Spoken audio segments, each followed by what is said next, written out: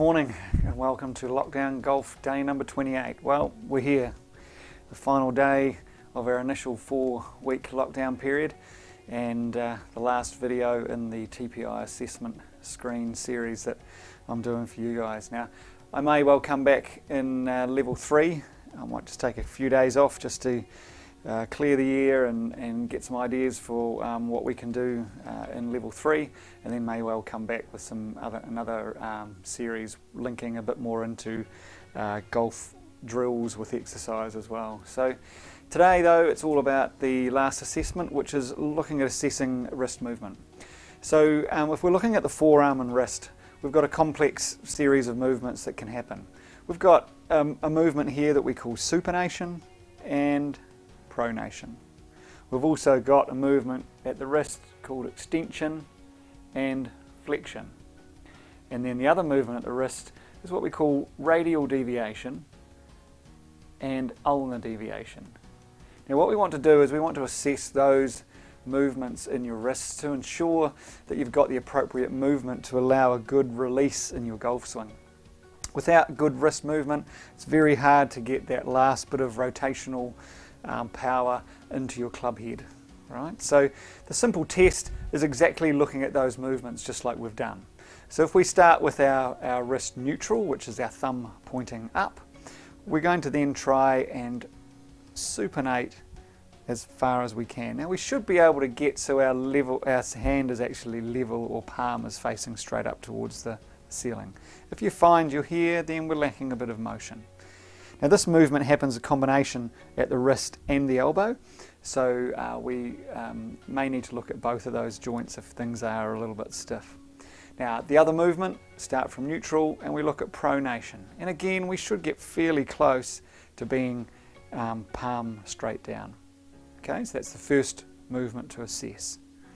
The second movement, obviously looking at wrist extension, and we should get close to, if we keep our elbow bent, if we keep our elbow straight, it doesn't really matter, okay? But just to have your elbow bent to start with, and we should get close to 90 degrees of wrist extension, okay? 70 to 90 degrees, pretty normal, all right? So assess that one, and then also looking at coming down into wrist flexion. And again, around that sort of 60, 70 degree mark of wrist flexion, okay? Now you will find if you do it with your fingers straight, you'll get more movement than with your fingers bent, and that's because of the tendons and the extensor muscles of your fingers.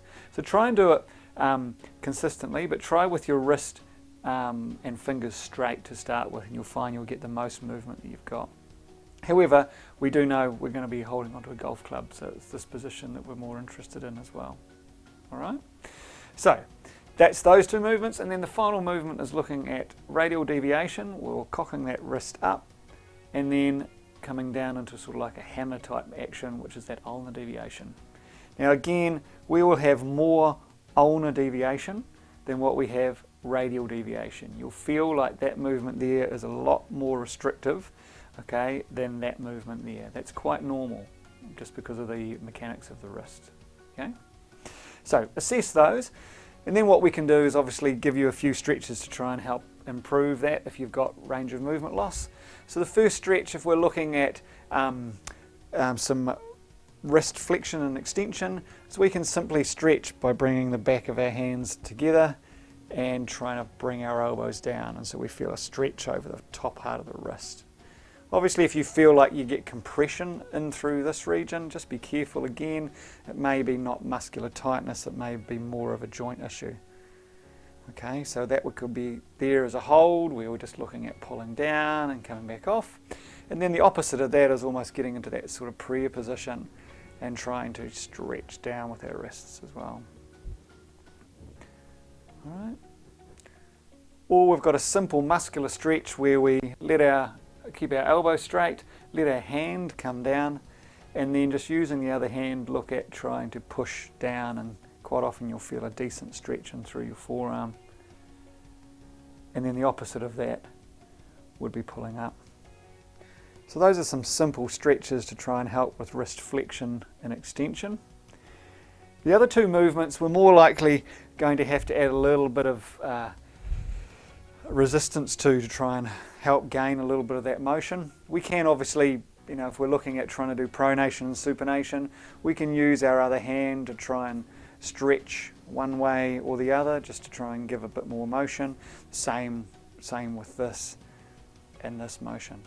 But we may well want to look at some strength.